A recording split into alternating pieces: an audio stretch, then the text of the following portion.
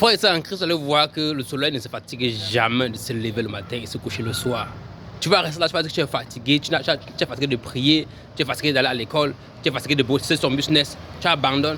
Tu as déjà vu, est-ce que tu as levé un matin comme ça, tu as vu les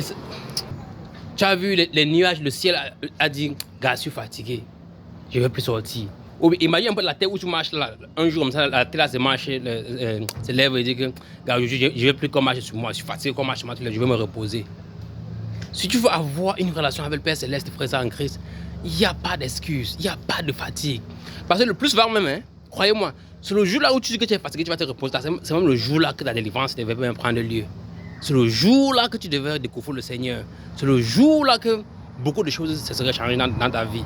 Le malin, la fatigue, c'est un combat spirituel qu'on ne s'en rend pas compte. On se laisse dominer par ces choses-là. On dit seulement que non, tu es fatigué. Non, c'est le jour là qu'il fallait même bosser même bien. Et c'est ça qu'on appelle le secret de la discipline. Que ce soit ton business, que ce soit tes plans, que ce soit tes rêves les plus chers que tu peux réussir pour faire ça en Christ. Tu as écrit dans ton calepin, tu as écrit dans ton note que voilà mes heures de travail, ça commence à telle heure, ça finit à telle heure. Qu'à l'heure là, tu sois en train de travailler. Même si il n'y a pas de la force. Qu'à l'heure là, c'est ton heure de prière, à l'heure là, tu as eu la prière. Tu le fais avec consistance et discipline, tu vas voir qu'à un moment donné, tu n'auras plus besoin, comment dire, avant, surtout dans le lieu de la prière.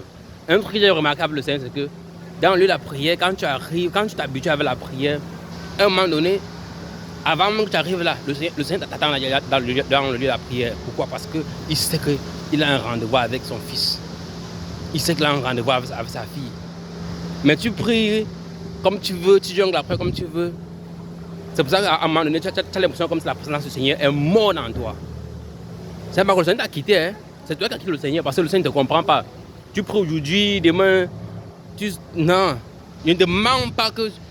Tu dis qu'aujourd'hui, là, c'est que chaque jour à 2h du matin, mais chaque jour à 23h, mais chaque jour à minuit, mais chaque jour à 3h, choisis une heure quelconque. L'heure là, que tu es en train de mourir, que tu es en train de faire quoi? Tu te lèves, tu pries, même si tu es couché, tu n'arrives pas à bouger, tu pries jusqu'à l'heure là finie.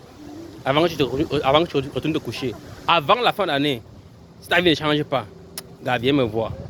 On va en parler. Si c'est que avant la fin, et même dans les business, tout ce que tu fais dans la vie, tu y fais ainsi, tu vas voir le changement, tu vas voir l'évolution, tu vas voir que les choses vont changer dans ta vie. C'est mental. La fatigue là est mentale. Tu vas voir parfois le matin, tu n'as pas envie de te lever. Après quand tu te lèves, tu t'en à l'aise. Ça veut dire que tu n'es jamais fatigué. C'est un combat.